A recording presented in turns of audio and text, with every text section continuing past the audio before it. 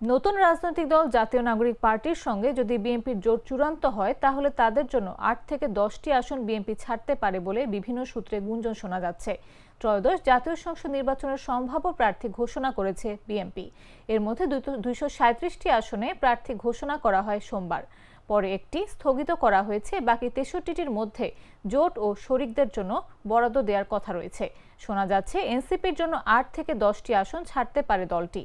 এদিকে দেশের সার্বিক সংস্কার ও নাগরিক অধিকার বাস্তবায়নে আন্তরিক রাজনৈতিক দলগুলোর সঙ্গে আগামী নির্বাচনে জোট গঠনের প্রস্তুতি নিচ্ছে জাতীয় নাগরিক পার্টি। এক্ষেত্রে তারা জুলাই জাতীয় সনদ বাস্তবায়নের মাধ্যমে সংস্কারে আগ্রহী দলগুলোর সঙ্গে জোট গঠনের পরিকল্পনা করছে। একই লক্ষ্যে বিএনপির সঙ্গে তাদের কথা চলছে।